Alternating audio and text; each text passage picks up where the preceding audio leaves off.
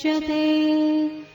पूर्णस्य पूर्णमादाय पूर्णमेवावशिष्यते। ॐ शान्ति शान्ति शान्तिः।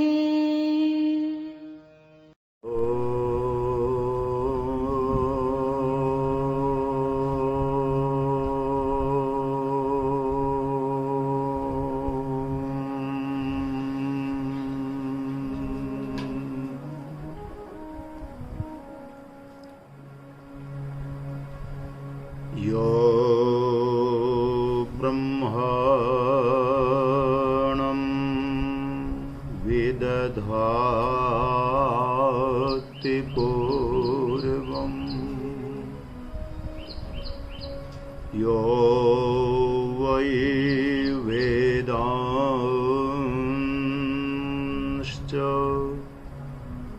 प्रहिणोति तस्मै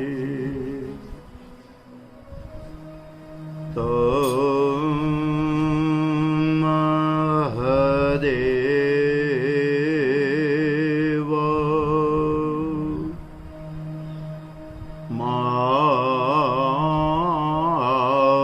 मात्मबुद्धि प्रकाशम् मुमुक्षोरो वये शरणमहं प्रपद्ये। ॐ शान्तिः शान्तिः शान्तिः।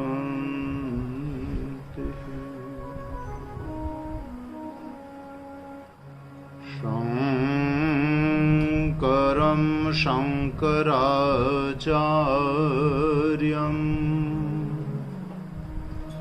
केशवं बादरायणं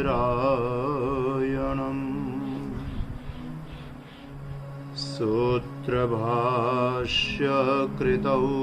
वन्दे भगवन्तौ पुनः पुनः। ईश्वरो गुरुरात्मेति मूर्तिभेद विभागिने व्योमवत् व्याप्तदेहाय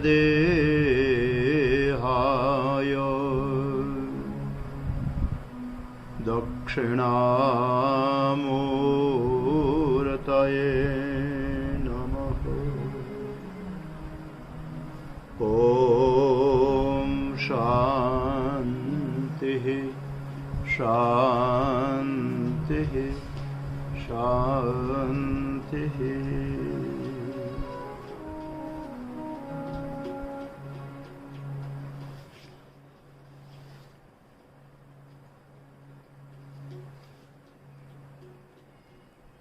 श्री कृष्ण गोविंद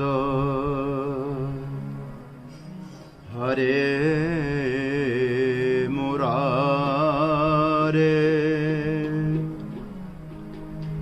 हे नाथ नारायण वासुदेवा। श्री कृष्ण गोविंद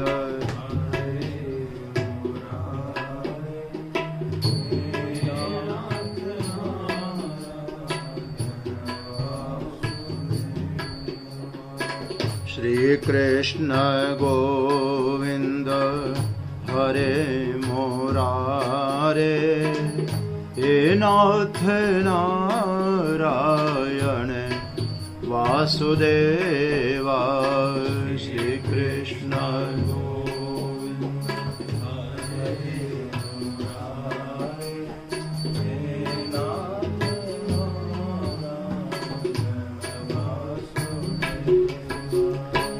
हे नाथ नारायण वासुदेवा।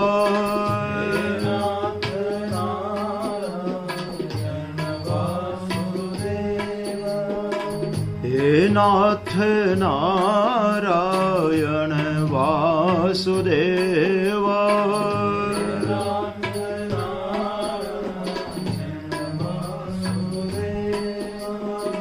हे नाथ नारायण वासुदेवा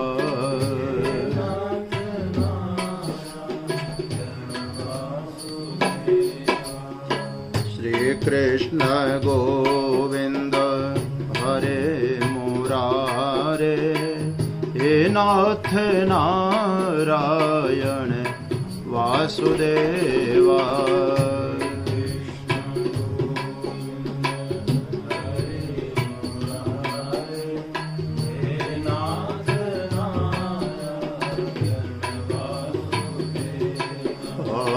श्री कृष्ण गोविंद हरे मुरारे हे नाथ नारायण वासुदेवा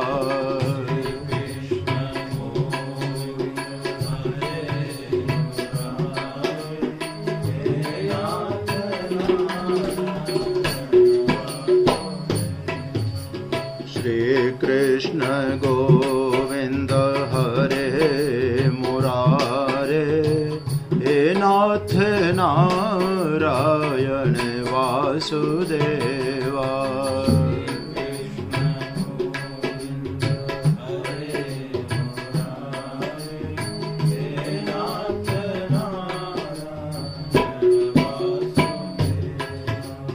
हे नाथ नारायण वासुदेवा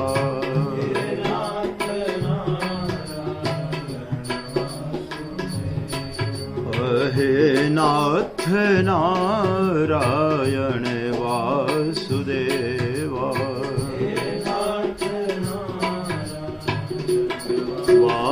वासुदेवा सच्चिदानंद भगवान की सत्य सनातन धर्म की सद्गुरुदेव महाराज की गोपाल कृष्ण भगवान की गौ माता की पवन पुत्र हनुमान जी महाराज की ओम नमः पार्वती पतये हर हर महादेव।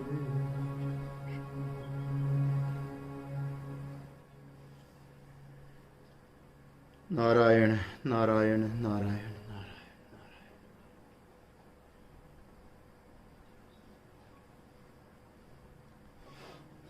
प्रेमपुरी जी अध्यात्म विद्या भवन मुंबई के माध्यम से विश्व के संपूर्ण आस्तिक वर्ग को अध्यात्म साधना के लिए प्रतिदिन सुगम सत्संग प्राप्त हो रहा है। इसी दैनिक सत्संग श्रृंखला के एक कड़ी के रूप में हम लोग ईशावास्य उपनिषद का विचार मंथन कर रहे हैं। शुक्ल यजुर्वेदीय ईशावास्य उपनिषद के कर्म उपासना प्रसंग का हमारे यहाँ पर विचार हो रहा था। कर्म और उपासना परमात्मा की प्राप्ति के, उसके साक्षात्कार, उसकी अनुभूति के साधनभूत जो ज्ञान है, उस ज्ञान की योग्यता प्राप्त करवाने में जिनकी महत्वपूर्ण भूमिका रहती है। शास्त्रीय कर्म और शास्त्रीय चिंतन, यही कर्म और उपासना है। किस प्रकार से करना चाहिए, कर्म कैसे हो और उपासना किस प्रकार से हो, इसका विचार विगत दिनों से हम लोग इस मंच के माध्यम से कर रहे थे। पहले कर्म और उपासना का प्रसंग आया कि कर्म और उपासना को दोनों को साथ साथ में करना चाहिए। हमारे शरीर से होने वाला व्यवहार, संपूर्ण चेष्टाएं भगवत प्राप्ति के लिए हो, भगवत सेवार्थ हो, भगवत प्रसन्नार्थ हो,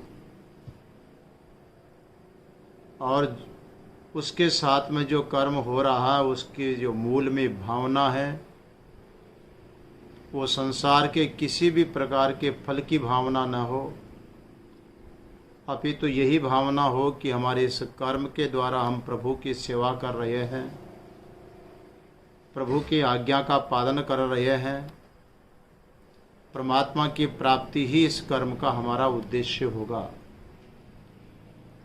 अब जिस भगवान के लिए कर्म कर रहे हैं उस भगवान का स्वरूप क्या है, किस रूप में उसका चिंतन हो। एक नौकर किसी सेठ के मालिक के लिए काम कर रहा है तो मालिक का रूप स्वरूप उसके सामने है, मैं फलाने के लिए कर रहा हूँ। तो इस प्रकार भगवान का भी जो रूप स्वरूप है वो साधक के अंतस्थ में होना चाहिए, उसकी भावना का केंद्र होना चाहिए। यही कारण है कि जब भावना भगवान से जुड़ जाती है, मत कर्म कृत मत परम मद भक्त संग वर्जित, गीता में भगवान कहते हैं। भावना से वो भगवान के ही लिए कर रहा है, भगवान के ही प्रायण हो जाता है, प्रभु का ही सर्वत्र विचार कर रहा है। इस प्रकार का जो भक्त चिंतन कर रहा है उसकी कर्म और उपासना भगवान के लिए होगी। उसमें जो उपासना विधि है उसका विस्तार विगत सभाओं में हम लोग करते आ रहे हैं। उपासना को दो विभाग किया गया। पहले कर्म के दो विभाग हुए हैं, शरीर की चेष्टा वाला कर्म और मन का चिंतनात्मक कर्म, जिसमें शारीरिक चेष्टाएं प्रधान होती हैं वो कर्म संज्ञा से कहलाते हैं, और जिसमें भावना की प्रधानता होती है उसको उपासना संज्ञा देते हैं। अब उपासना संज्ञा में जो उपास्य का स्वरूप है वो किस प्रकार से उसका चिंतन होना चाहिए, इस प्रसंग को लेकर के संभूति और संभूति करके उपासना का प्रसंग हमारे सामने आया। साकार चिंतन और निराकार चिंतन। साकार का चिंतन तो हम देख करके करते हैं, पर निराकार का चिंतन शास्त्र में देख करके करते हैं। शास्त्र दृष्टि से अपने दृष्टि मिला करके निराकार चिंतन होता है, और साकार चिंतन भी यद्यपि शास्त्र दृष्टि से दृष्टि मिला करके ही होता है, इसमें कोई संदेह नहीं है। जब तक हम लोग शास्त्र दृष्टि से अपने दृष्टि को नहीं मिलाएंगे तब तक यथार्थ दर्शन हमें संभव नहीं है। न साकार दर्शन संभव है और न निराकार दर्शन संभव है, क्योंकि हमारी जो दृष्टि होती है उसमें दोष है। जैसे स्थूल दृष्टि में दोष होता है, तिमिर दोष आदि हो जाता है। देखो, हमारे दृष्टि में दोष आता है तो कहीं नज़दीक की वस्तु नहीं दिखाई पड़ती, कहीं दूर की वस्तु नहीं दिखाई पड़ती है, दिखाई पड़ती है तो सुस्पष्ट नहीं दिखाई पड़ती है। तब ठीक से देखने के लिए नेत्र के ऊपर चश्मा लगाना पड़ता है। चश्मा आश्रित होकर के जब देखते हैं तो सामने वाली वस्तु ठीक से दिखाई पड़ती है। तो जैसे चश्मा वस्तु को यथार्थ रूप से दिखाने में एक सहायक है, बहुत बड़ा निमित्त है, ऐसे ही परमात्मा दर्शन करने के लिए भी हमें नेत्र का आश्रय लेना पड़ता है, क्योंकि हमारी दृष्टि सही दर्शन नहीं कर पाती। तो जो शास्त्र दृष्टि है वो समझ लीजिए चश्मा है। जब शास्त्र की दृष्टि के साथ में हम अपनी दृष्टि मिला करके देखेंगे तो परमात्मा के निराकार और साकार रूप का दर्शन कर पाएंगे। शास्त्र दोनों ही प्रकार के दर्शन कराता है। उसमें असंभूति जो उपासना है उसका विचार हुआ, संभूति उपासना है उसका शास्त्र दृष्टि से भगवान के रूप का चिंतन किया गया कि साकार रूप में भगवान का चिंतन करना चाहिए। शांतम पद्मासनस्थम शशिधर मुकुटम पंचवक्त्रम त्रिनेत्रम शूलम खड्गम च परशुम अभयदम दक्षिणांगे वहंतम नागम पाशम च घंटाम डमरुक सहितम सांकुशम वाम भागे नानालंकार दीप्तम स्फटिक मणिनिभम पार्वतीशम नमामि। भगवान महादेव भगवान शिव को जब हम प्रणाम कर रहे हैं तो सगुण साकार के रूप में शिव का चिंतन हो रहा है। शांतम पद्मासनस्थम शशिधर मुकुटम पंचवक्त्रम त्रिनेत्रम, देखो दर्शन हो रहा है। और यह दर्शन भी शास्त्र दृष्टि को लेकर के हो रहा है। शास्त्र ने भगवान के रूप का वर्णन किया कि वो शांत स्वरूप है, इस प्रकार से दर्शन हुआ। तो ये दृष्टि हमें शास्त्र से मिल रही है। हमारी आंख नहीं बता पा रही है, लेकिन शास्त्र दृष्टि बता पा रही है। भगवान के जो मूर्त विग्रह तैयार होते हैं शिल्पियों के द्वारा, वो भी शास्त्र दृष्टि को देख करके ही भावना से उस आकार की एक परिणति दी जाती है, उसका रूप दिया जाता है। तो भगवान का साकार रूप का वर्णन भी शास्त्र दृष्टि से ही समझ में आएगा। इसलिए वहां पर चिंतन हुआ है, सगुण साकार का चिंतन हुआ कि भगवान शांत स्वरूप हैं और पद्मासन लगा करके बैठे हुए हैं जी। भगवान शिव का ध्यान कर रहे हैं, प्रभु का चिंतन कर रहे हैं, ये उपासना है। शशिधर मुकुटम, और जो चंद्रमा है उसको मुकुट के रूप में भगवान शिव ने धारण करके रखा है। पंचवक्त्र, भगवान शिव के 5 मुख हैं, तो भगवान शिव के त्रिनेत्र माने 3 नेत्र वाले हैं। इस प्रकार से शास्त्र दृष्टि से भगवान का साकार रूप का हम दर्शन कर रहे हैं। शूलम वज्रम च खड्गम परशुम अभयदम दक्षिणांगे वहंतम, भगवान ने अपने दक्षिण भाग में शूल, वज्र, तलवार और निर्भय स्वरूप परशु को हाथ में लिए हुए, ग्रहण किए हुए, धारण किए हुए हैं। ये शिव जी का हम चिंतन कर रहे हैं। तो वाम भाग में नागम पाशम च घंटाम डमरुक सहितम सांकुशम, अंकुश लिए हुए, डमरू हाथ में लिए हुए, घंटा लिए हुए, नागपाश धारण किए हुए भगवान शिव जी विराजमान है। ये नाना अलंकार दीप्तम स्फटिक मणिनिभम, जैसे स्फटिक पत्थर होता है एकदम निर्मल होता, उसके भीतर में कोई विकार नहीं होता, शुद्ध पानी की तरह उसकी आभा होती है। ऐसे कई प्रकार के अलंकारों से दीप्तिमान सुसज्जित भगवान शंकर जो शक्तिमान है। पार्वतीशम नमामि, शिवम अद्वैतम शांतम का दर्शन नहीं, यहाँ पर पार्वतीश का दर्शन है। शक्तिमान जो भगवान शिव हैं, वो साकार भगवान शिव को हम प्रणाम करता हूँ, मैं नमस्कार करता हूँ। इस प्रकार से भगवान का ध्यान किया गया। तो सगुण साकार रूप में भगवान शिव के ध्यान का विधान है।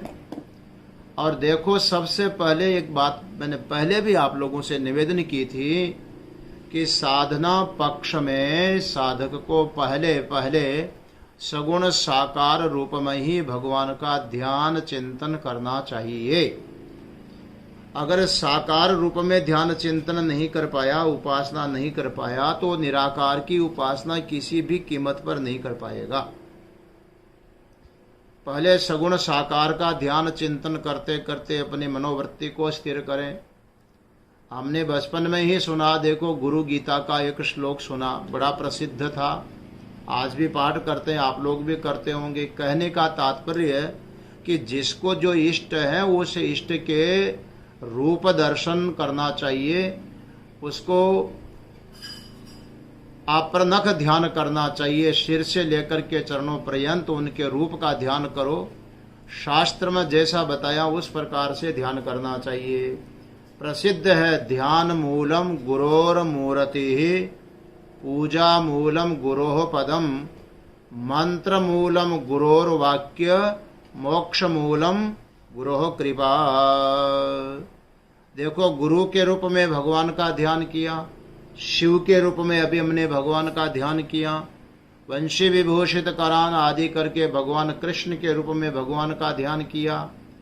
बहुत सारे साधकों को यहाँ भी शंका हो सकती है जी कि महाराज कभी शिव के रूप में कहते हो, कभी कृष्ण के रूप में कहते हो, कभी राम के रूप में कहते हो, कभी गुरु के रूप में कहते हो। भगवान का सगुण साकार रूप में किसके रूप में ध्यान करना अच्छा श्रेष्ठ है, बढ़िया है? शिव रूप का ध्यान करना चाहिए, विष्णु रूप का ध्यान करना चाहिए, उसमें भी राम कृष्ण आदि का ध्यान करना चाहिए, गुरुमूर्ति ध्यान करना चाहिए। किसका ध्यान करना चाहिए? सबसे बड़ी महत्व की बात यह है कि अनेक रूप रूपाय विष्णवे प्रभ विष्णवे, एक ही भगवान विष्णु अनेक रूपों में प्रकट होने वाले हैं। इसलिए जितने भी नाना रूप हैं उनमें जो हमें श्रद्धेय लगता है, जहाँ हमारी आस्था, जिसमें हमारी श्रद्धा बनती है, उसको लेकर के भगवान का ध्यान करना चाहिए, उनका चिंतन करना चाहिए। कोई लोग प्रणव के माध्यम से भगवान का ध्यान करते हैं, उनके लिए आजकल ऐसा भी होता है कि जो ओम है उसकी आकृति में भी ध्यान करते हैं। ओमित एकाक्षरम ब्रह्म, ओम जो क्या है ये ब्रह्म है, ये मान करके उसके रूप में ध्यान करते हैं। कई लोग होते हैं जो ओम शब्द है उसकी लिपि नहीं। कुछ लोगों का तर्क होता है कि लिपि तो बदलने वाली है, संस्कृत में ओम लिखेंगे ठीक है, परंतु उसी को आंग्ल भाषा में, इंग्लिश भाषा में लिखेंगे ओम, तो उसकी जो लिपि है वो तो बदल ही जाएगी। ओ आम करके लिखना पड़ेगा। लेकिन संस्कृत में हमारी जो भाषा है देवनागरी भाषा, उसमें लिखने में अंतर आ जाता, लिपि बदलती है। कहते हैं कि बदले नहीं, उसका ध्यान करो, तो बोले शब्द में ध्यान करिए ओम। अब चाहे उसको इंग्लिश भाषा में लिखा हो, उर्दू में लिखा हो, हिंदी में लिखा हो, संस्कृत में लिखा हो, बंगला, अरबी, पारसी आदि किसी भी भाषा में लिखा हो, उसको जब बोलेंगे तो उच्चारण तो ओम का ही होगा। इसलिए कुछ कहते हैं कि शब्द के ऊपर भगवान का ध्यान करो कि ओंकार स्वरूप यही भगवान है। तो कहीं ओम में ध्यान करते हैं, कहीं गुरुमूर्ति में ध्यान करते हैं, कहीं शिव मूर्ति में ध्यान करते हैं, कहीं कृष्ण रूप में ध्यान करते हैं, कहीं राम के रूप में ध्यान करते हैं।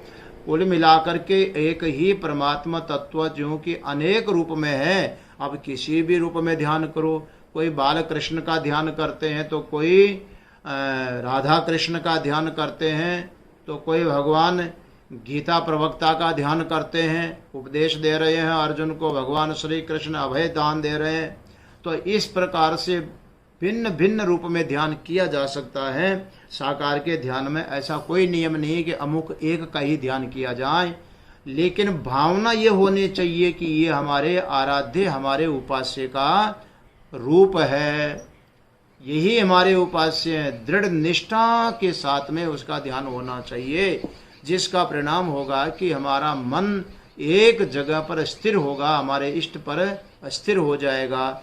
चित्त की स्थिरता को प्राप्त कराने के लिए ये उपासना ध्यान बहुत आवश्यक है। साकार रूप में कब तक ध्यान करना चाहिए? भागवत में तो इतनी बढ़िया बात कही गई है कि साकार रूप में ध्यान करो, यावन न जायते परावरेस्मिन विश्वेश्वरे दृष्टि भक्ति योग।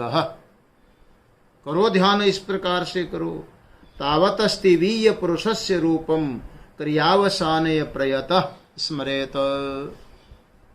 प्रतिदिन अपने संध्या, उपासना, पूजा, पाठ, सेवा, सत्कार करने के अनंतर भगवान का स्मरण करो।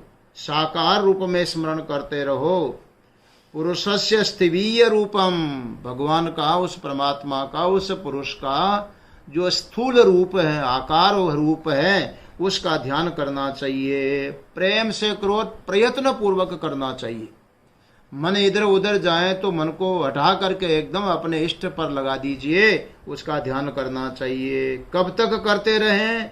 यावन न जायते परावरे अस्मिन् विश्वेश्वरे दृष्टि भक्ति योग। यावन न जायत भक्ति योग है, जब तक उस परमात्मा के साथ में भक्ति योग उत्पन्न न हो जाए। भक्ति का मतलब यहाँ पर भक्त और विभक्त किसको बोलते हैं? भक्ति का मतलब है उसका भाग, उसका अंश। भक्ति उसको बोलते हैं विभक्त कर दिया, जुदा जुदा कर दिया। भक्ति को योग न बना लिया जाए, जो जुदा जुदा है उसको एक न कर दिया जाए, उपास्य के साथ में हमारा संबंध न जुड़ जाए, तब तक उसको सगुण साकार रूप में ध्यान करते रहना चाहिए। तुलसीदास जी महाराज ने बहुत बढ़िया संबंध जोड़ने का प्रयास किया। तो दयालु हो दीन, तो दानी हो भिखारी, हो प्रसिद्ध पातकी, तो पाप पुंजहारी। नाथ तू अनाथ को अनाथ कौन मोसो, मो समान आरत नहीं आरति हर तोसो।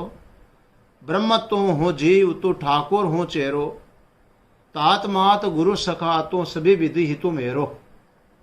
देखो भगवान के साथ में संबंध जुड़ता है कि हे भगवान, किसी भी दृष्टि से देखते हैं तो तू मेरा है और मैं तेरा हूं।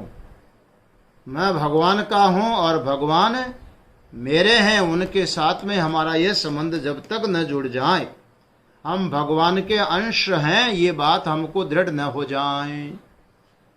भगवान कृष्ण तो कहते हैं कि ममेवांशो जीवलोके, भाई तुम सब जीव संसार में लोक में जितने भी जीव है ना, वो सब मेरे अंश हैं।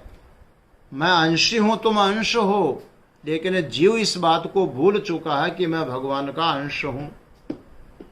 इस बात को भूल गया, उसने तो संसार का अंश समझ लिया, प्रकृति के धर्म को मान करके उसका अंश अपने को मान लिया। जो प्रकृति का अंश भूत शरीर है, उस शरीर को मैं मान करके प्रकृति का बन गया है, जबकि है भगवान का। तो भगवान के साथ में भक्ति योग जागृत न हो जाए। कौन से भगवान? परावरे अस्मिन् विश्वेश्वरे दृष्टि। उस भगवान में जो सबका दृष्टा है, सबको देख रहा है, सब रूप में देख करके देख रहा है और सब रूप वालों को देख रहा है, संपूर्ण विश्व का स्वामी है, चराचर जगत का दृष्टा और स्वामी है। परावरेस्मिन्, कार्य और कारण रूप में वही विद्यमान है। उस परमेश्वर का मैं अंश हूं, ये बात जब तक दृढ़ न हो जाए, सगुण साकार के रूप में साधक को भगवान का ध्यान करना चाहिए। ये बात संभूति उपासना के माध्यम से आप लोगों को निवेदन की गई। अब आइए हमारा प्रसंग जो चल रहा था, मैंने कल आपसे निवेदन किया था कि ये जो उपासना की जा रही है उसका फल क्या होगा, अलग अलग हो कि एक साथ हो। तो अंतिम इसके मंत्र में आया है, उस मंत्र का एक बार उच्चारण कर लीजिए और फिर देखते हैं कि असंभूति उपासना और संभूति उपासना को साथ साथ करना चाहिए और साथ साथ करने से फल विशिष्ट जो होता है उस फल पर विचार करेंगे आज हम लोग। आओ मंत्र का उच्चारण कर लें। संभूतिं च विनाशं च यस्तद्वेदो भयं सः विनाशेन मृत्युं तीर्त्वा संभूत्यामृतमश्नुते।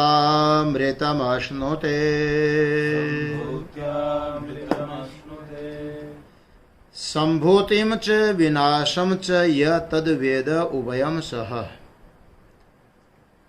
यह तद उभयं सह वेद,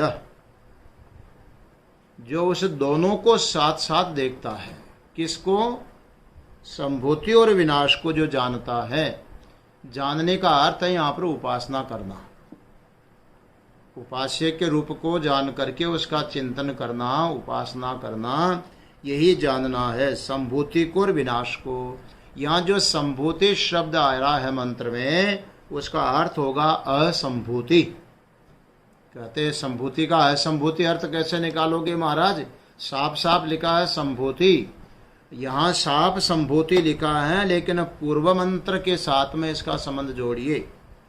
इति शुश्रुम धीराणाम ये नस्तद बीच चक्षिरे, बीच चक्षिरे में जो रे आया है उसमें के साथ में वहाँ पर अ जो होता है उसका पूर्व रूप बन गया है, इसलिए अ वहाँ पर साइलेंट हो गया है, नजर नहीं आ रहा।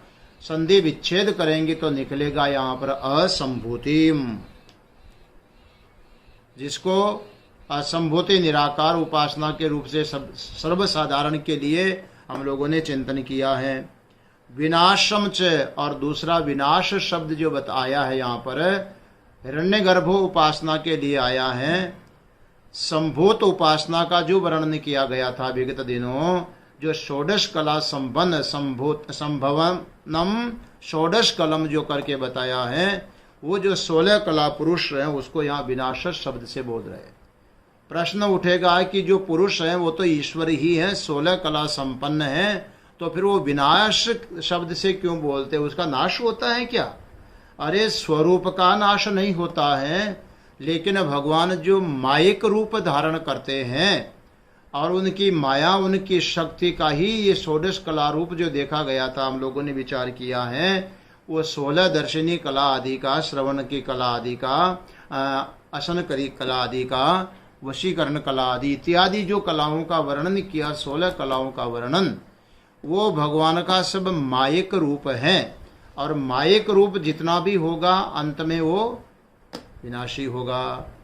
मैं निवेदन कर रहा था कि देखिए भगवान तो भगवान, जब भगवान स्वयं विशेष रूप से इस धरती पर अवतरित होते हैं, 24 अवतार भगवान ने विशेष रूप में लिए हैं, राम कृष्ण आदि के रूप में, नरसिंह वामन आदि रूप में, तो भगवान ने जो अवतार धारण किए हैं, अब ये बताइए कि भगवान श्री कृष्ण भी एक मनुष्य की तरह प्रकट हो रहे हैं। उन्होंने माता पिता को स्वीकार किया है, मनुष्य की तरह उन्होंने व्यवहार किया है और मनुष्य की तरह उन्होंने इस मायामय देह का त्याग भी किया है। तो जिसको लेकर के साकार रूप में भगवान अपने लीला कर रहे हैं, वो जो लीला रूप शरीर धारण किया है, आखिर उसका धर्म तो विनाश होगा। विनाश का सुन करके लोग सोचते भगवान का विनाश, भगवान का विनाश नहीं, लेकिन जो मायामय रूप धारण करते हैं, कार्य रूप जो धारण करते हैं, कार्य का तो विनाश होगा ही होगा। देखो कंस के कारागृह में प्रकट होना, भगवान का जन्माष्टमी आ रही है, थोड़े दिनों के बाद हम लोग मनाएंगे, तो उनका प्राकट्य दिवस भी मना रहे हैं, तो प्रकट हुए ना तभी तो मना रहे हैं।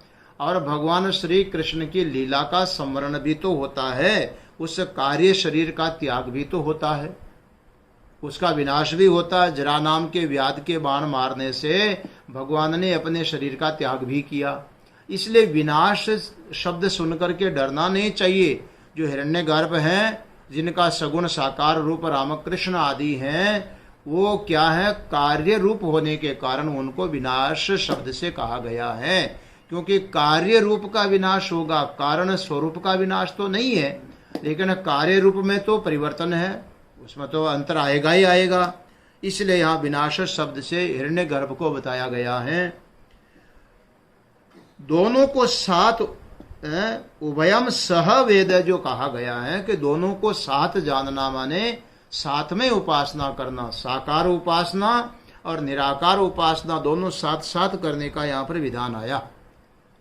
जुदा जुदा करने का फल पहले आप लोगों ने श्रवण किया है कि केवल हिरण्यगर्भ उपासना करेंगे तो उस उपासना का फल होगा अणिमा आदि ऐश्वर्य की प्राप्ति।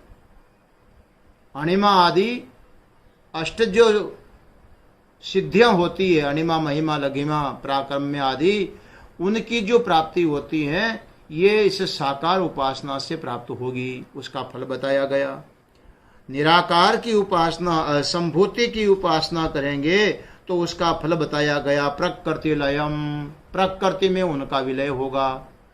तो निराकार उपासना माने असंभूति उपासना का प्रकृति लय रूप फल बताया गया, और साकार उपासना का फल बताया गया ऐश्वर्य प्राप्ति, अष्ट सिद्धियां आदि की प्राप्ति।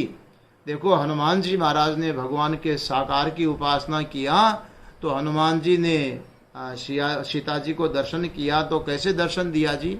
सीता जी के सामने कैसे पहुंच गए?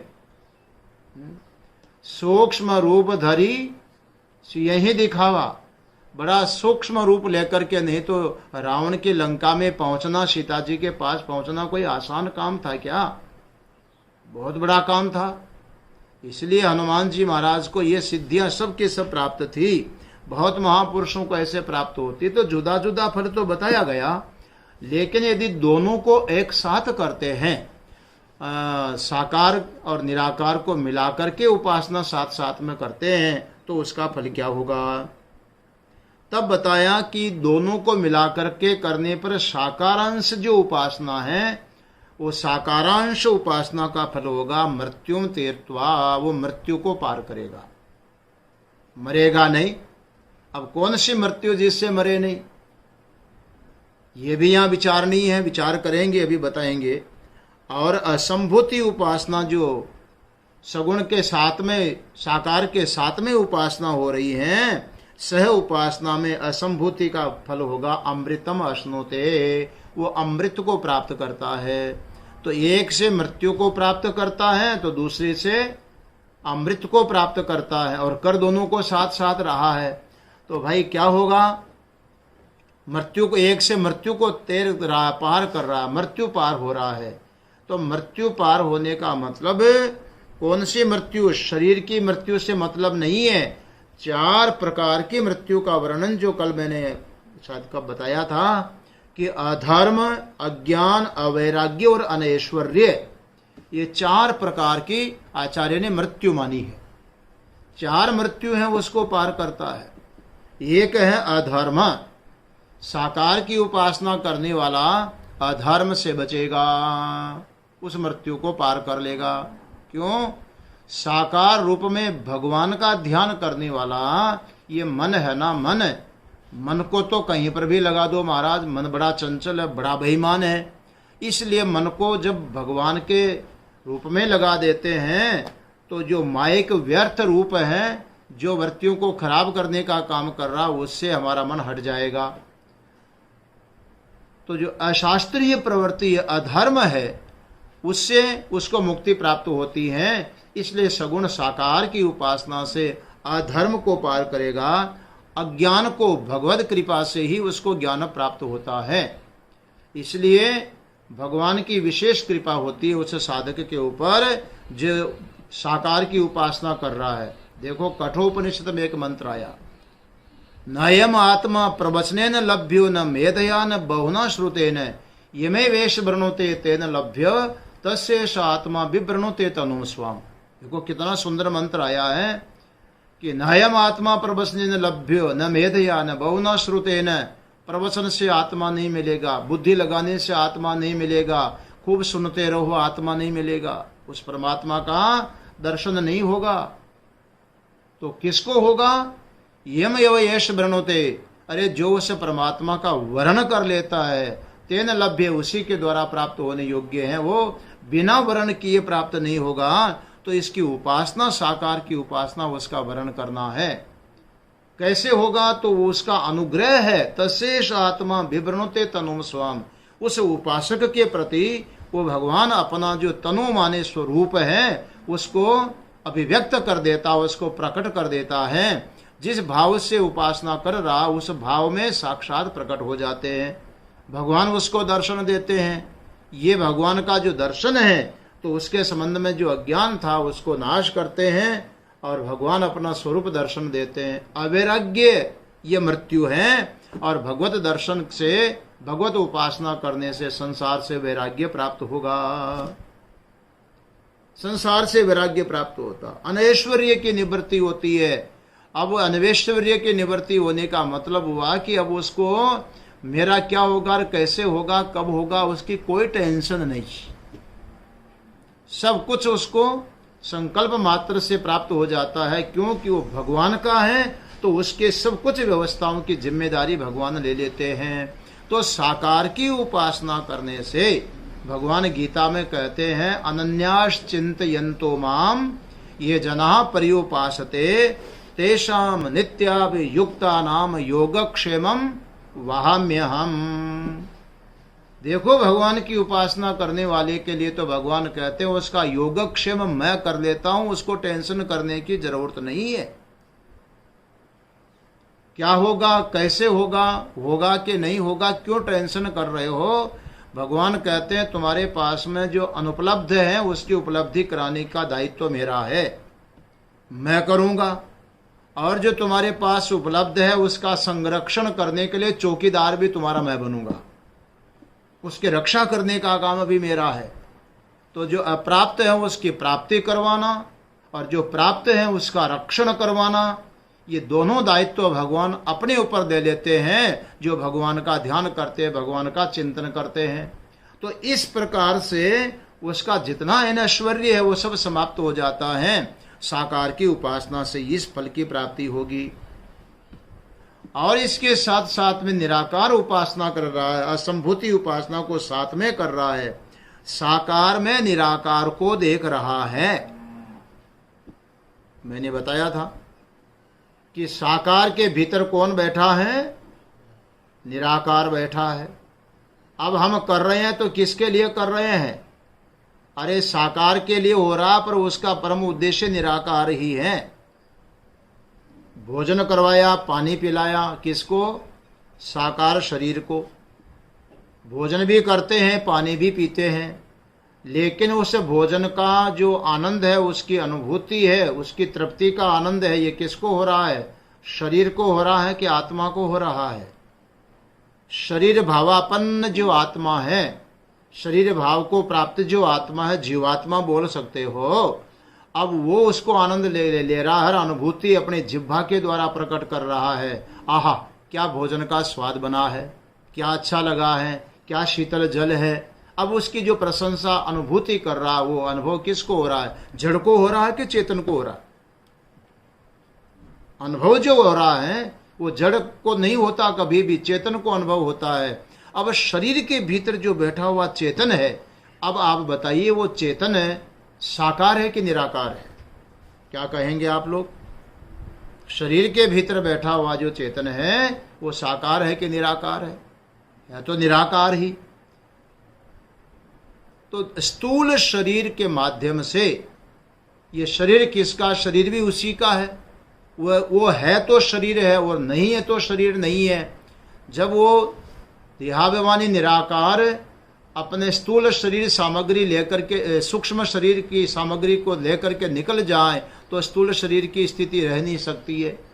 तो जिसके बिना जो शरीर रह नहीं सकता वो उसकी आत्मा है। आत्मा निराकार है और जो रहता है शरीर जब तक 150 वर्ष के लिए, वो साकार है। अब निराकार और साकार दोनों एक जगह है कि नहीं, बताइए? शरीर साकार है और इसमें स्थित जो आत्मा है वो निराकार है।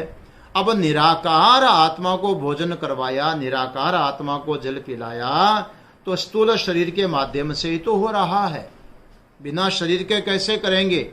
तो जिस प्रकार अपनी तृप्ति के लिए स्थूल शरीर के माध्यम से हम भोजन आदि ग्रहण करते हैं, भगवान को भी साकार के माध्यम से निराकार का ध्यान में उसका चिंतन रहना चाहिए कि जो हम कर रहे हैं ये तद अवच्छिन्न जो चेतन है उस भगवान की सेवा है। हमारे यहाँ जो मूर्ति पूजा का विधान आया है शास्त्रों में, उसके पीछे भी यही रहस्य, यही कारण है।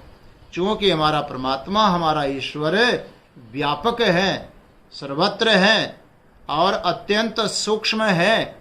इसलिए प्रत्येक पदार्थ के भीतर वो परमात्मा आकाशवत सर्वगतश्च नित्य होकर के विराजमान है, सबके भीतर बैठा हुआ है। तो हम अपनी उपासना के लिए एक कल्पना कर लिया कि उनके सिर है, उनके हाथ है, किरीटिनम गदिनम चक्रिनम च तेजो राशिम सर्वतो दीप्तिमंतम करके देख रहे हैं। अब देखो भगवान के रूप का हमने आकृति बना ली और उस आकृति में उसका ध्यान कर रहे हैं कि उसमें भगवान बैठा हुआ। इस बात को कोई भी निराकारवादी ये नहीं कह सकता कि कहाँ भगवान है कहाँ नहीं है। व्यापक तो भगवान सब जगह हैं और सर्वत्र भगवान व्यापक हैं, तो जिस प्रतिमा में, जिस विग्रह में, जिस मूर्ति में हम भगवान की पूजा कर रहे हैं, जो लोग मूर्ति पूजा के माध्यम से भक्ति उपासना करने वालों की खिल्लियां उड़ाते हैं, हंसी उड़ाते हैं कि मूर्ख लोग हैं, जड़ की पूजा करते हैं, उन लोगों से ये पूछ लिया जाए कि जिस प्रतिमा में हम भगवान की पूजा कर रहे हैं, भगवान का ध्यान कर रहे हैं, कहीं चरण ध्यान कर रहे हैं, कहीं मुखमंडल ध्यान कर रहे हैं, तो भगवान का जो ध्यान कर रहे हैं, आप इस बात को सिद्ध करके दिखा दीजिए कि जिस चरण में तुम ध्यान कर रहे हो, जिस मुखमंडल में ध्यान कर रहे हो, उसके अंदर उस वस्तु अवच्छिन्न जो चेतन है वहां पर नहीं है। आप इस बात को सिद्ध कर दीजिए। कोई भी मूर्ति पूजा खंडन करने वाला यह सिद्ध नहीं कर सकता है कि मूर्ति में चैतन्य विराजमान नहीं है। सामान्य चेतन जैसे पत्थर आदि में अग्नि विराजमान है, उस मूर्ति के भीतर भी जिस आकार में हम ध्यान कर रहे हैं, पूजा कर रहे हैं, उस ध्येय और पूज्य रूप के अंदर भी सामान्य रूप से वो चेतन विराजमान है और उस चेतन की ही पूजा की जा रही है। पूजा जड़ पदार्थ की नहीं हो रही है। जड़ पदार्थ तो माध्यम है, जैसे शरीर माध्यम है और भोजन आत्मा के लिए करवा रहे हैं, ऐसे ही पूजा के लिए विग्रह माध्यम है और जो पूज्य तत्व है वो भगवान निराकार असंभूति उसके भीतर में बैठे हुए हैं। तो इस प्रकार से साकार रूप में हो गई मूर्ति और तद अवच्छिन्न जो चेतन हो गए वो हो गए अमूर्त असंभूति। तो विनाश और असंभूति, साकार और निराकार दोनों के साथ साथ उपासना जो करते हैं, तो असंभूति उपासना का फल, संभूति रूप में उपासना का फल हो गया मृत्यु को, माने अनैश्वर्य को, अवैराग्य को, अज्ञान को, अधर्म को पार कर जाता है। और असंभूति उपासना जो है उसके भीतर निराकार उपासना, उसका ध्यान करने का फल होगा अमृतम अश्नुते, वो अमृत को प्राप्त कर लेता है। यह अमृत क्या है? देखो, एक निरपेक्ष अमृत होता है, एक सापेक्ष अमृत होता है। देवता होते हैं ना, उनको भी अमर बोलते हैं, देवताओं को भी अमर बोलते हैं, लेकिन देवत्व जो पद है वो भी वस्तुतः निरपेक्ष तो नहीं है, सापेक्ष ही होगा। तेतम भुक्त्वा स्वर्ग लोकम विशालम क्षीणे पुण्य मर्त्य लोकम विशंति। अरे स्वर्ग लोक में गया हुआ, देवत्व पद को प्राप्त किया हुआ भी कभी न कभी लौट करके मृत्यु लोक में आ रहा है, तो गिरना तो उसमें भी हो रहा, पतन तो उसमें भी हो रहा है। तो वो उस देवताओं को फिर भी अमर बोलते हैं, तो मनुष्यों की दृष्टि से उसको अमर कहा जाता है। अर्थात दिवात्म भाव की प्राप्ति, साकार की उपासना का फल हम कह सकते हैं। और जो अमृत पद यहाँ पर आया है वो है प्रकृति लय। अब आप सोचोगे कि जुदा जुदा उपासना में भी प्रकृति लय फल ही बताया गया और साकार के साथ में निराकार उपासना करने का फल भी प्रकृति लय ही बताया जा रहा है, तो फिर इसमें वैशिष्ट्य क्या हो गया? वैशिष्ट्य यह हुआ है कि प्रकृति त्रिगुणात्मिका है। सत्व, रज और तम प्रधान जो प्रकृति है, केवल प्रकृति उपासना कर रहा है, उसमें हृदय गर्भ उपासना साथ में नहीं है, तो वो जो प्रकृति लय होता है वो होता है सुषुप्तम इव, प्रगाढ़ नींद में सोए हुए की तरह। और ये जो प्रकृति लय होता है, इस प्रकृति लय में होता है सत्व की प्रधानता होती है, साक्षात परमात्मा स्वरूप तो नहीं होता। ब्रह्मवेद ब्रह्मैव भवति तो नहीं कह सकते, क्योंकि ब्रह्म का आत्मा रूप से साक्षात्कार नहीं है, लेकिन उस ब्रह्म का मैं अंश हूं, उसमें भक्ति योग जागृत हुआ था, इसलिए उसका अंश हूं, तो अंश रूप से उसको अनुभूति होते हुए प्रकृति में उसका लय होता है, माने कारणावस्था में, कारण रूप में उसका लय होता है, जिसको भगवत लोक की प्राप्ति बताई गई है। तो दोनों में अंतर होता है। मैंने कहा था कि देखो, एक व्यक्ति के पास में दो जवान हैं, एक उसका पुत्र है और एक उसका नौकर है, घर में दोनों रहते हैं। अब पुत्र भी घर में रहता है और नौकर भी घर में रहता है। घर में जो भोजन बना उसको पुत्र भी करता है, उसको नौकर भी करता है। अब गाड़ी में कहीं जा रहे हैं तो नौकर भी बैठ करके जा रहा है, पुत्र भी बैठ करके जा रहा है और पिता स्वयं बैठा हुआ है। पर पिता का जो प्यार है, आत्मीयता है, सहज स्नेह है वो नौकर के प्रति होगा कि पुत्र के प्रति होगा? पुत्र के प्रति विशेष मानना ही पड़ेगा। नौकर तो उपयोग करने के लिए होता है, पर प्यार का पात्र तो पुत्र ही होता है। संभूति की जो संभूति के साथ में उपासना करता है उसको प्रकृति लय जो प्राप्त होता है, मानो भगवान का पुत्रवत है, और केवल संभूति उपासना कर रहा है उसका प्रकृति लय होता है, मानो भगवान के नौकर के समान होता है। ये मोटा मोटा उदाहरण देकर के मैं आपको बता रहा हूँ, दोनों में थोड़ा अंतर होगा। अथवा यूँ समझो कि प्रकृति में एक में सत्व गुण की प्रधानता है, उस सत्व प्रधान जो प्रकृति में लय होगा तो परमात्मा आनंद की अनुभूति होगी, और तमः प्रधान प्रकृति में जब उसका लय होगा तो अंधेरे में पड़े हुए व्यक्ति की तरह उसको अनुभूति होगी कि दिखाई कुछ नहीं पड़ रहा है।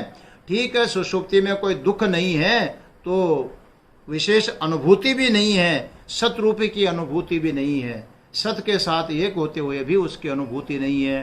तो साथ साथ उपासना करने का विशेष ये फल प्राप्त होता है कि प्रकृति लय उसको होता है, माने प्रकृति में सत्व प्रधान प्रकृति में उसका लय होता है, जहाँ पर ईश्वरीय तत्व का विशेष प्रकार से उसको अनुभव होता है। तो साधक को दोनों उपासनाएं, साकार उपासना और निराकार उपासना साथ साथ करना चाहिए। जो साकार उपासना करने वाले निराकारों को की खिल्ली उड़ाते हैं और निराकार वाले साकार वालों को बच्चों जैसे बोलते हैं, उन लोगों को ईशावास्य उपनिषद का यह मंत्र अवश्य पढ़ना चाहिए कि यहाँ विरोध नहीं है। साकार और निराकार उपासना ये तो एक ही तत्व की उपासना है। जो गुण रहित सगुण सो कैसे, जल हिम उपल विलग्न ही जैसे। गोस्वामी जी ने कहा है कि जैसे पानी रूप में भी वही है, तो बर्फ के टुकड़े के रूप में भी पानी ही है। रूप बदल गया लेकिन पानी तो पानी ही है। इसी प्रकार से साकार में आने पर भी भगवान तो भगवान ही है, वो एक ही तत्व की उपासना है, उसमें भेद, उसमें कोई अंतर नहीं हो सकता। आचार्य शंकर इस प्रसंग को आप पढ़ेगा, वहां कहते हैं कि ये प्रकृति लय जो है ना, ये कर्म और उपासना का अंतिम फल है। इसके बाद में कर्म उपासना का फल नहीं हो सकता। इसके बाद तो परमात्मा साक्षात्कार रूपी जो फल होता है वो ज्ञान का फल है, पर उस ज्ञान का साक्षात्कार रूपी जो फल है उसको प्राप्त करवाने के लिए, योग्यता के लिए ये कर्म और उपासना बहुत जरूरी है। इस प्रकार का यह प्रसंग हुआ। अब जिन लोगों ने प्रकृति मन और कार्य ब्रह्म इन दोनों की सह उपासना की है, जीवन भर जिन्होंने अभ्यास किया है, अब उसके अंतिम समय में उस परम सत्य का दर्शन करने के लिए, साक्षात करने के लिए बड़ी सुंदर उसके द्वारा प्रार्थना की जाएगी। 15वां मंत्र बहुत सुंदर मंत्र आ रहा है, लेकिन घड़ी इनकार कर रही है। मैं इस प्रसंग को आज नहीं, आपके सामने कल ही उठाने का प्रयास करूंगा। ऋणमयेन पात्रेण सत्य शापि हितम मुखम तत्वं पोषण पावृणो सत्य धर्माय दृष्टये। ये बहुत सुंदर प्रार्थना है, जिसने सह समुच्चय से साकार निराकार उपासना की है, ऐसे उपासक के लिए बहुत ही सुंदर प्रार्थना है। इस प्रार्थना को आओ हम लोग कल ही कर पाएंगे। आज ब्रह्मचारी जी का भजन जो आपको सुनने की बड़ी तीव्र इच्छा होगी, उसका आनंद लेकर के हम लोग शांति पाठ करेंगे। हरि ओम तत्सत, हरि ओम तत्सत, हरि ओम। आयो जी मैंने राम रतन धन पायो, पायो जी मैंने राम रतन धन पायो, आयो जी मैंने राम रतन धन पायो, आयो जी मैंने राम रतन धन पायो।